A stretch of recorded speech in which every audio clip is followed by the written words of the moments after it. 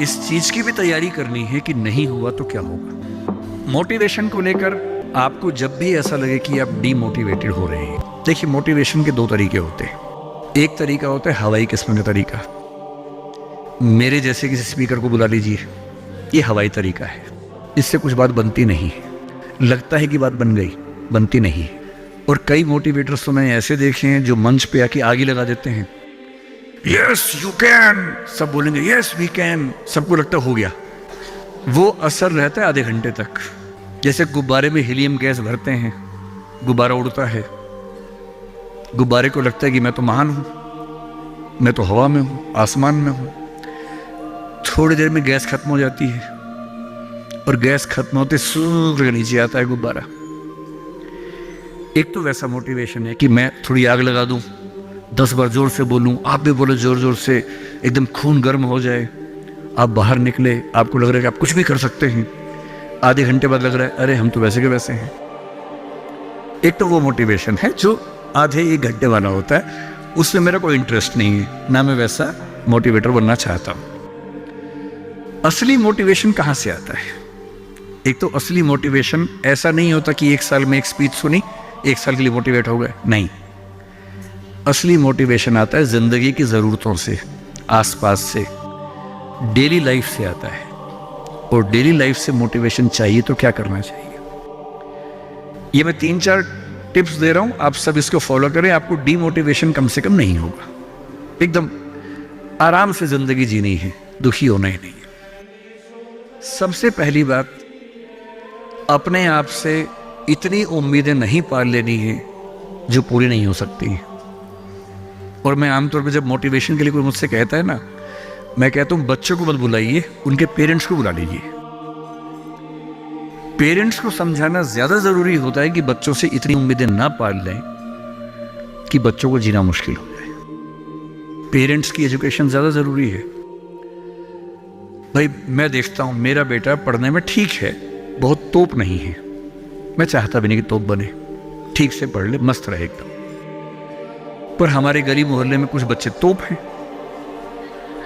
उनके माता पिता रात दिन लगे रहते हैं, मम्मी फिर से 10th क्लास कर रही है, पापा भी 10th क्लास कर रहे हैं, बच्चा भी कर रहा है, रात दिन माँ बाप भी पढ़ा रहे हैं उसको, बच्चा भी पढ़ रहा है, पूरी फैमिली 10th क्लास कर रही है। और बच्चे के 10th क्लास में 99.8% मार्क्स, उसके बाद भी दुखी, 0.2 क्यों नहीं आए? और हमारे वाला 50 में खुश रहता है कि बहुत आगे, काफी है, इससे ज्यादा क्या करेंगे? अगर आपने बच्चों से इतनी उम्मीदें पाली, इतना कंपटीशन में उलझा दिया, बेटा तुम्हें फर्स्ट आना है, टॉप करना है, 100% लाना है, ये करना है, वो करना है, आपका बच्चा कितना भी टॉप कर ले, वो कभी खुश इंसान नहीं बन पाएगा। और पेरेंट्स के लिए सबसे जरूरी होना चाहिए कि आपका बच्चा खुश रहे, ठीक इंसान बन जाए, आपके बुढ़ापे में आपकी चिंता कर ले, मन ही मन आपसे नफरत ना करने लगे। जब मेरे पास बच्चे अकेले में आके बात करते हैं, कभी कभी रोते हुए बोलते हैं मुझे अपने पेरेंट्स से नफरत है, नफरत। उन्होंने मुझे एक मशीन समझा अपनी इच्छाएं पूरी करने के लिए। मेरा मन था ये करने का, धमका धमका के ये फील्ड दिलवाई जो फील्ड मेरा स्वधर्म है ही नहीं। मैं रोज पढ़ता हूं रो रो के, मेरा मन नहीं करता पढ़ने का क्योंकि मेरी फील्ड थी ही नहीं। इसलिए आप सबसे कह रहा हूं, हर व्यक्ति हर काम नहीं कर सकता, पर हर व्यक्ति कुछ ना कुछ अच्छा कर सकता है। और वो कुछ ना कुछ अच्छा क्या है? जो आपका स्वधर्म है। इतने उम्मीद मत पालिए।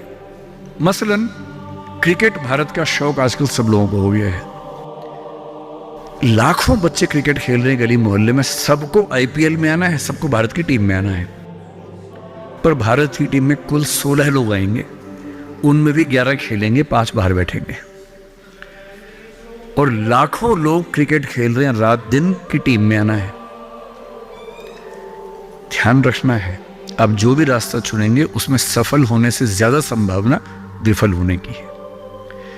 इसलिए तैयारी करते हुए इस चीज की भी तैयारी करनी है कि नहीं हुआ तो क्या होगा। और मैं बच्चों को बार बार कहता हूं, जिंदगी बहुत बड़ी है, नौकरी जिंदगी का एक छोटा सा हिस्सा है, मिले बढ़िया, ना मिले भड़ में जाए। एकदम भाड़ में जाए। ठीक। और मैंने खूब देखा है आईएएस आईपीएस बनने के बाद भी कुछ लोग आत्महत्या कर लेते हैं, दुख से, तनाव से, परेशानी से। और मैंने देखा कुछ लोग छोटी सी नौकरी में इतने मस्त मौला होते हैं कि जिंदगी की हर खुशी जैसे उनके पास ही है। अंत में खुश रहना है तो उसके लिए कोई एक नौकरी जरूरी थोड़ना है, मिलेगी तो बढ़िया है, ना मिले तो भाड़ में जाए। तो अपना तकिया कलाम बना लीजिए। तकिया कलाम का मतलब अपनी एक पंच लाइन बना लीजिए, अपनी एक मिशन स्टेटमेंट बना लीजिए कि ताकत लगाएंगे पूरी ताकत से कोशिश करेंगे कि जो मैं चाहता हूं, जज बनना है, पॉलिटिशियन बनना है, आईएएस बनना है, जो बनना है बनूं, उद्यम करना है उद्यम करूं, स्टार्टअप करना है स्टार्टअप करूं। पर नहीं हुआ, कोई पूछे ना, अगर नहीं हुआ तो बोला भाड़ में जाए। क्या हो गया, नहीं हुआ तो कुछ और करेंगे। तू नहीं कोई और सही, कोई और नहीं कोई और सही। ये एक इंसान के बारे में नहीं, अभी नौकरी के बारे में है। ये नौकरी नहीं तो कोई और नौकरी सही, कोई और नौकरी नहीं तो कोई और नौकरी सही। ऐसा क्या है, हजार ऑप्शन है। एक सवाल 2-3 बच्चों ने पूछा कि हम कभी कभी डीमोटिवेटेड होते हैं, क्या तजुर्बा सच में इतना महत्वपूर्ण है, हम क्या करें, नौकरी मिलेगी या नहीं, तनाव रहता ही, पढ़ते होंगे, टेंशन होती होगी, कितना पढ़ें, टाइम मैनेजमेंट कैसे करें, ये सवाल भी आपके सामने है। मैं आपसे, देखिए मेरा काम चीज़ों को आसान करना है। मैं दिल्ली में पढ़ाता हूँ आईएएस के बच्चों को, तो मैं उनको भी ये कहता हूँ कि चीज़ें मुश्किल तो कोई भी कर सकता है, चीज़ें आसान करना मुश्किल है। हमें तो चीज़ें आसान करनी। इस दुनिया में कोई भी ऐसा एग्जाम नहीं जिसके लिए आपको 24 घंटे पढ़ने की जरूरत है। अगर आप दिन में 8, 10, एक लेवल के बाद 12 घंटे पढ़ते हैं तो ये बहुत है। इसलिए मैं आपसे कह रहा हूँ शुरुआत के लिए 8 घंटे की पढ़ाई, 8 घंटे की नींद और 8 घंटे बाकी सब चीज़ें, खेलना कूदना, वो बहुत ज़रूरी है। यहीं से बात आती है मोटिवेशन की। एक ये है कि हमारा मोटिवेशन हमेशा कैसे रहे, और एक ये कि कभी कभी स्ट्रेस ज़्यादा हो जाता है, उस समय हम कैसे मैनेज करें। आपकी उम्र में स्ट्रेस ज़्यादा होने की वजह यह भी है कि आपके हार्मोन्स इस उम्र में ज़्यादा, उनमें वाइब्रेशंस होते हैं, तो मूड स्विंग ज़्यादा होते हैं। जैसे जैसे आप मैच्योर होते जाएंगे उम्र के साथ, आपके मूड स्विंग्स कम हो जाएंगे। जैसे आपके पेरेंट्स हैं, आप देखेंगे, स्पेशली फादर को आप देखेंगे, आपके फादर आमतौर पर इमोशनल बातों से बहुत प्रभावित नहीं होते होंगे। जैसे आप कहेंगे पापा आज मेरी फ्रेंड ने मुझे छोड़ दिया, पापा कहेंगे कोई बात नहीं। आपके अंदर से आंसू छूट रहे हैं, आपका मन कर रहा है मैं क्या कर लूं, आग लगा दूं, जंगल में जाके क्या कर दूं, इमोशंस ऐसे उछल रहे हैं आपके। पापा क्या बोल रहे हैं, कोई बात नहीं, कोई और मिल जाएगा उससे बेहतर। ठीक है। ऐसा नहीं कि बहुत अभ्यास किया उन्होंने। उम्र बढ़ने के साथ साथ हमारे हार्मोन्स का बैलेंस चेंज होता है और आप बहुत मैच्योर हो जाते हैं। मैच्योर होने का सबसे बेसिक मतलब है कि आप किसी इमोशन में बह नहीं जाते, आप खुद के ऊपर कंट्रोल बेहतर रख पाते हैं। तो उम्र के साथ होगा। लेकिन अभी जैसे डीमोटिवेशन आपको होता होगा, करियर को लेकर सवाल मन में आता होगा कि आईएएस बनूं तो कैसे बनूं, कितना पढ़ूं, कितना ना पढ़ूं, ये सब सवाल आते होंगे। तो मैं आपसे 2-3 बातें कहना चाह रहा हूं। मैं तो आईएएस के लिए पढ़ाता हूं। अगर आप आईएएस की तैयारी करेंगे तो इनडायरेक्टली कहीं ना कहीं मुझे उससे फायदा ही होगा। पर ईमानदारी की बात यह है कि वो अकेला रास्ता नहीं है। एक बात को ठीक से, आईएएस बनने का मजा क्या है कि आपका सोचने का तरीका बहुत साइंटिफिक हो जाता है। आप फैक्ट्स पे बात करते हैं, तथ्यों पे बात करते हैं, आर्गुमेंट से बात करते हैं, इमोशन से बात नहीं करते हैं, समझदारी से बात करते हैं।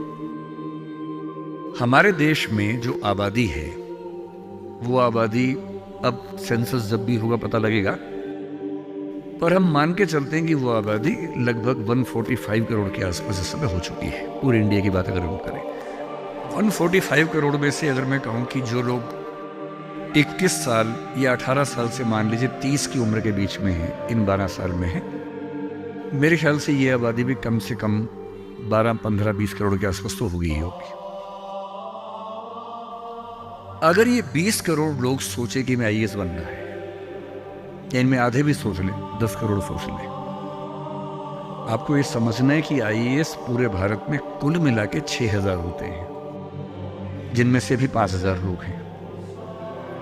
आईपीएस भी इतने ही होते हैं, 5-6 हजार के बीच में होते हैं। अगर 10 करोड़ लोग सपना देखेंगे उन नौकरियों का, अगर मैं सारी सिविल सर्विसेज मिला लूं, सेंटर की, स्टेट की, सब मिला लूं, तो सेंटर की कुल 20 सर्विसेज मान लीजिए, सबका कार्डर अगर हम 5,000 भी एवरेज रखें तो 1 लाख लोग होंगे। आपके स्टेट का मान ले, स्टेट में मान लेता हूं कि 2-3 हज़ार लोग होंगे जो सरकारी नौकरी में ठीक पद पे होंगे। उससे ज़्यादा का तो कार्डर नहीं होना चाहिए, क्योंकि स्टेट बहुत छोटा आपका है, आबादी बहुत कम है। तो जो नौकरियां कुल मिला के 10-12 हज़ार हैं, अगर देश का हर युवा सोचे कि मुझे उसी में आना है, तो इसका मतलब है कि हम एक ऐसे रास्ते पे जा रहे हैं जिसमें डिप्रेशन होने की संभावना बहुत ज़्यादा है, एंग्जाइटी होने की संभावना बहुत ज़्यादा है। बहुत लोगों को हारना भी पड़ेगा, बहुत लोगों को हासिल नहीं हो पाएगा वो सब। तो मैं जो आपसे कहना चाह रहा हूँ, सरकारी नौकरी ठीक है, कोशिश करने में बुराई नहीं है, सरकारी नौकरी में कुछ चीज़ें अच्छी होती हैं, पर अपने मन से ये बात निकाल दीजिए कि मुझे केवल और केवल सरकारी नौकरी में ही जाना है। दुनिया में तमाम रास्ते हैं और मैं कुछ रास्ते आपको हिंट करता हूँ इस चीज़ का। जैसे मैं खुद एक एग्जांपल हूँ, मैं सरकारी नौकरी में रहा, मैं दिल्ली यूनिवर्सिटी में लेक्चरर था, पहले असिस्टेंट प्रोफेसर था, 2 कॉलेजेस में पढ़ाया मैंने वहाँ।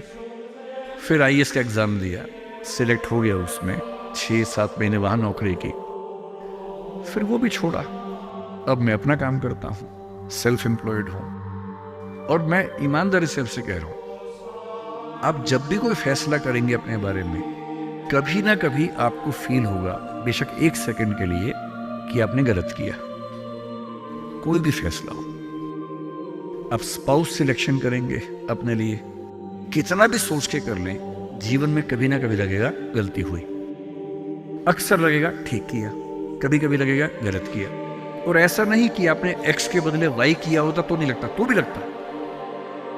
दिक्कत ये नहीं है कि मैं X को चुनूं या Y को चुनूं, आप जिसको भी चुनेंगे पूरा पैकेज साथ में आता है, अच्छी चीजें भी, खराब चीजें भी। जो अच्छा आएगा उस पर आपका ध्यान नहीं जाएगा, क्योंकि वो तो फॉर ग्रांटेड है।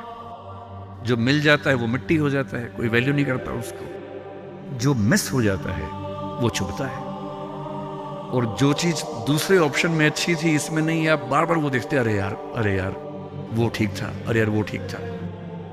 जबकि वहां 12 प्रॉब्लम्स थी, यहां 2 प्रॉब्लम है। पर हमारी ह्यूमन कॉन्शियसनेस ऐसी है कि जो छूट गया उस पर नजर ज्यादा जाती है, जो मिल गया मिट्टी हो जाता है। एक बड़ा प्रसिद्ध शेर मैं कई बार कोट करता हूं, मतलब दुनिया जिसे कहते हैं जादू का खिलौना है, मिल गया वो मिट्टी है, नहीं मिला वो सोना है। जो नहीं मिलता है ना, बड़ा परेशान करता है। ये नौकरी के मामले में भी है। पर मैं ईमानदारी से कह रहा हूं कि मुझे आज तक जिस एक फैसले पर 1 सेकंड के लिए भी नहीं लगा कि मैंने गलत किया, वो नौकरी छोड़ने का फैसला है। मुझे आज तक नहीं लगा कि मैंने गलती की, क्योंकि मुझे लगता मैंने एकदम ठीक किया। मैंने अपने स्वधर्म, अपनी नेचर के अनुसार सही किया। इस बच्चे ने बड़ा खूबसूरत सवाल पूछा कि आप IAS एलाइड की नौकरी छोड़ के टीचिंग में क्यों आए? मैं इस सवाल में दूसरा सवाल जोड़ देता हूं।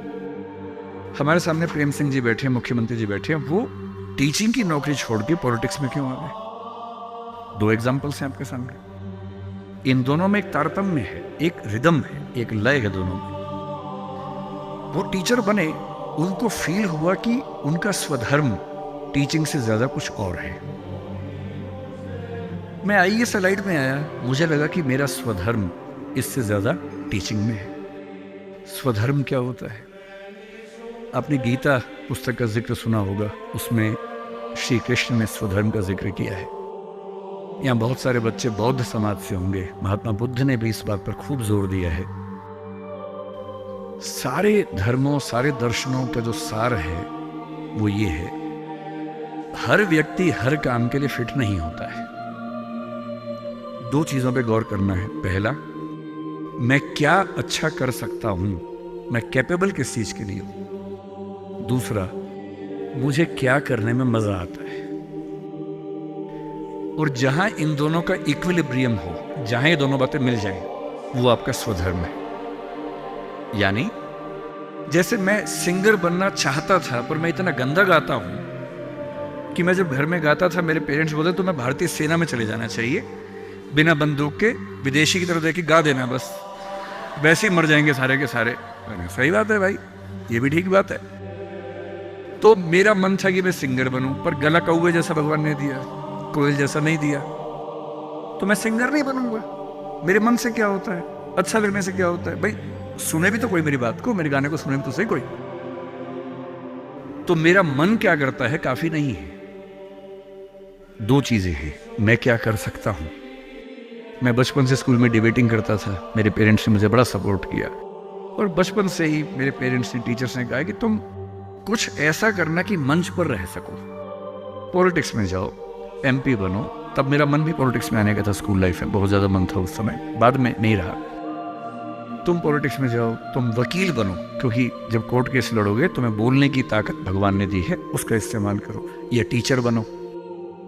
टीचर की छवि हमारे समाज में बहुत अच्छी नहीं होती थी, हालांकि मेरे पेरेंट्स टीचर ही हैं दोनों, पर हमारे समाज में टीचर की छवि होती है। और हमारे देश का दुर्भाग्य है कि जो प्रोफेशन देश को गढ़ता है उसकी छवि बहुत अच्छी नहीं है। टीचर बनना बहुत लोगों का सपना नहीं है, मेरा तो है।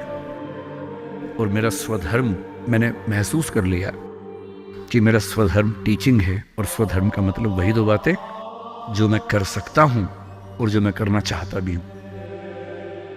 आपके मुख्यमंत्री जी अच्छे टीचर रहे होंगे, पर उनको बार बार मन में आता होगा कि मैं जनता के बीच जाकर उनके साथ काम करके क्यों ना कुछ ऐसा करूं कि पॉलिसी मेकिंग में आऊं।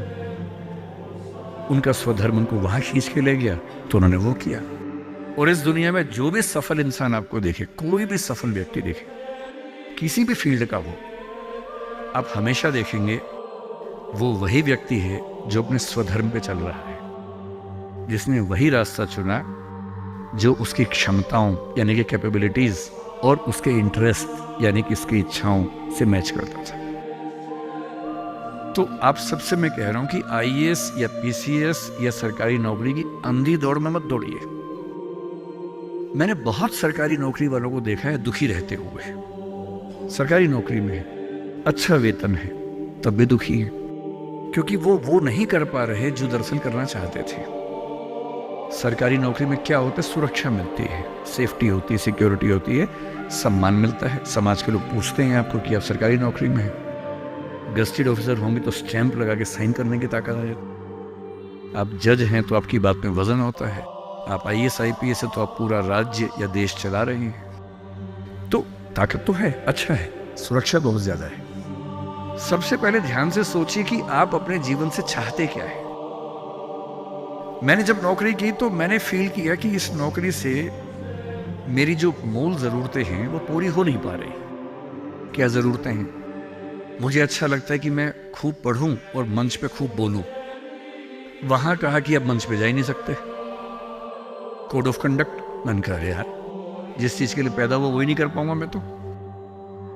फिर दिन भर फाइलों में काम करना है। अब फाइलों में काम करना अच्छा लगता है कई लोगों को, मुझे नहीं अच्छा लगता, मेरा नहीं है ऐसी रुचि है, तो मैं क्या करूं। मेरा मन करता था कि मैं खूब पढ़ूं, गहरी चीज़ें पढ़ूं। वहाँ तो वही पढ़ना है जो सरकार के हिसाब से चीज़ें आती हैं, उसमें कोई बहुत क्रिएटिव स्कोप नहीं होता है।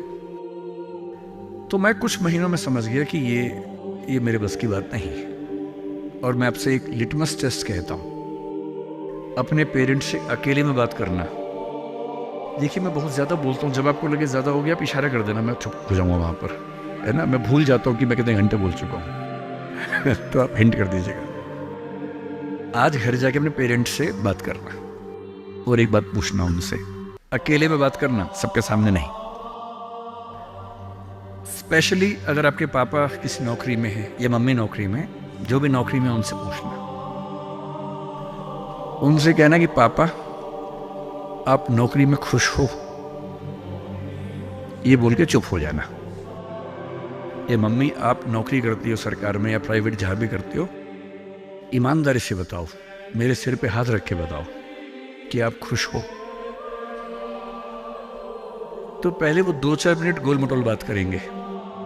हाँ बेटा क्या कह सकते हैं बेटा, हाँ ठीक ही है बेटा, सब बढ़िया चल रहा है बेटा, ऐसी ऐसी बात करेंगे।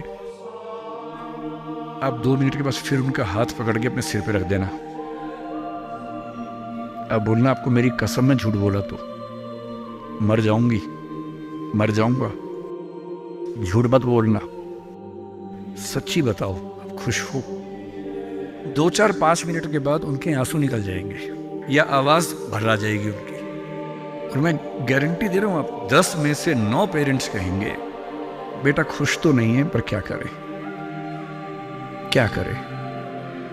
तुम्हारा करियर बनाना है, तुम्हारी जिंदगी ठीक रहे, नौकरी छोड़ भी तो नहीं सकते। शायद बाद में जो पीएफ है उसके पैसे मिलेंगे, तुम्हें कॉलेज में पढ़ाना होगा, फीस इकट्ठी करनी होगी, घर बना के देना है, तुम्हारी शादी होगी।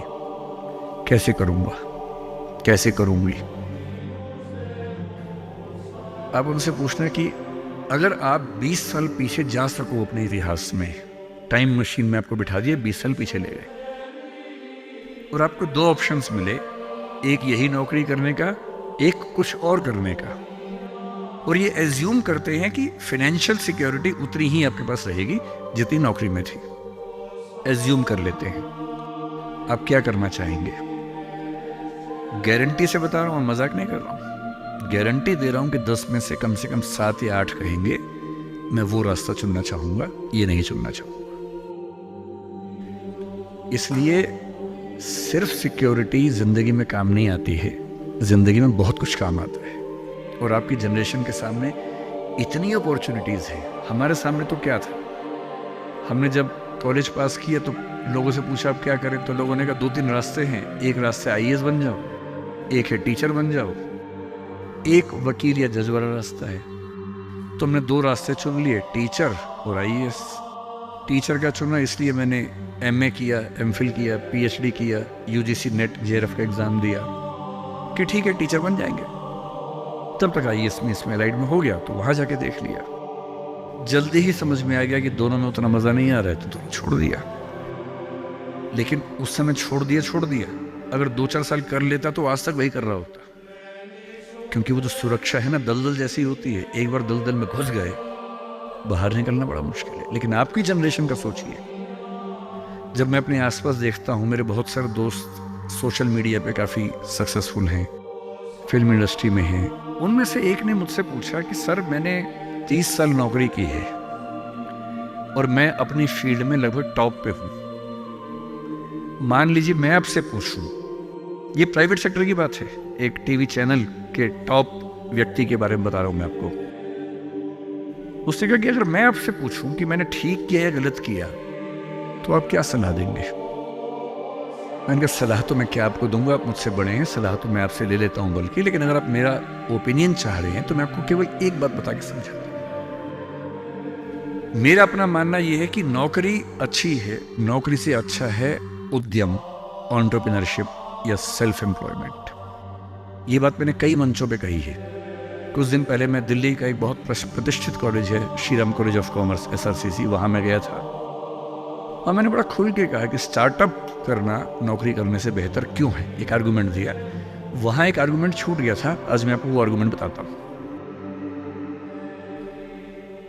जब हम नौकरी करते हैं, मैंने उसी व्यक्ति को कहा कि जैसे आपने नौकरी की है, 30 साल हो गए, आपके पास 3-4 साल बचे होंगे। उसने कहा सर 3 साल बचे हैं, फिर मैं रिटायर हो जाऊंगा। मैंने कहा आपने जिंदगी भर में मेरे ख्याल से आपकी महीने की सैलरी आजकल शायद 1.5-2-2.5 लाख रुपए होगी। आपने जिंदगी में ठीक ठाक पैसा कमाया होगा, पर जितना भी कमाया होगा लगभग उतना खर्च भी हो गया होगा, क्योंकि खर्चे भी तो बढ़ते हैं ना परिवार के समय के साथ। बच्चे हैं, करियर है। बोले हाँ सर कुछ बचता नहीं है, बस ये है कि काम चल जाता है। मैंने कहा अब 4 साल में रिटायर होंगे, आपने एक घर जरूर खरीद लिया होगा नोएडा में।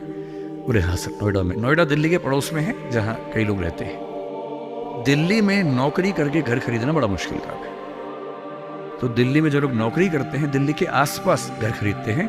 नोएडा एक जगह है, इंदिरापुरम एक जगह है, गुड़गांव एक जगह है, वहां आमतौर पर घर खरीदते हैं जो दिल्ली से सस्ता मिल जाता है और अच्छा घर मिल जाता है।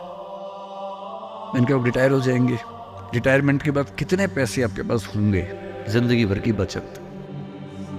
बोले सर मैंने कुछ स्कीम्स में पैसा लगा रखा है, लेकिन मेरे पास 10-15 लाख रुपए कैश होगा, और जो स्कीम्स मैंने इन्वेस्ट किया हुआ है मैंने सही टाइम पे इन्वेस्ट कर दिया था, तो मुझे महीने का 50-60-70 हज़ार रुपये वहाँ से आता रहेगा, जिससे मेरे खर्चे निकलते रहेंगे, मेरी फैमिली सेफ रहेगी, मेरे हस्बैंड वाइफ हम सेफ रहेंगे। मैंने बढ़िया है। मैंने कहा सिनेरियो नंबर 2 सोच के देखिए ज़रा। फिर मैंने ये भी पूछा आपके बच्चे करते क्या हैं, तो उन्होंने कहा कि सर मेरा एक बच्चा तो सॉफ्टवेयर की दुनिया में है, एक बच्चा मेरा मीडिया में ही, जर्नलिज्म में ही काम करना चाहता है, वो अभी पढ़ रहा है, जल्दी ही नौकरी शुरू कर देगा। मैंने कहा जब वो नौकरी शुरू करेगा उसकी सैलरी क्या होगी? बोले सर शुरुआत तो 30-35 हज़ार से होनी चाहिए, धीरे धीरे फिर परफॉर्मेंस के हिसाब से सैलरी बढ़ जाएगी उसकी। मैंने कहा चलिए अब चैनल चेंज कर लेते हैं। मान लीजिए कि आपने 30 साल पहले नौकरी की जगह अपना उद्यम शुरू किया होता, लेट अस एज्यूम। मैं जानता हूं कि अपना उद्यम करने में खतरा ज्यादा होता है, बहुत ज्यादा होता है।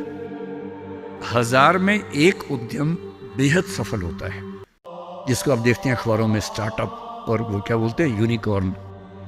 यूनिकॉर्न का मतलब एक सींग वाला घोड़ा, ऐसा घोड़ा जिसका एक सींग हो। एक माइथोलॉजी है यूरोप की, उसमें यूनिकॉर्न का जिक्र आता है। वो तो 1000 में एक होता है यूनिकॉर्न। बाकी लेकिन ये है कि आप रीजनेबल सक्सेस तो आप ला सकते हैं थोड़ी सी मेहनत करके। धीरे धीरे लोग आपको जानने लगते हैं, एक ब्रांडिंग बनने लगती है, और 3 साल का मानते हैं कि ब्रेक इवन का एक जेस्टेशन पीरियड है, कि 3 साल अगर आपने ठीक से काम कर लिया। एक ये फॉर्मूला आप भी समझ लें, दुनिया में कोई भी काम हो, कितना भी मुश्किल हो, अगर आपने 3 साल उस पर ठीक से खर्च कर दिए तो मान के चलिए कि उसमें आपको सक्सेस मिलनी तय हो जाएगी। 3 साल का गोल्डन रूल है।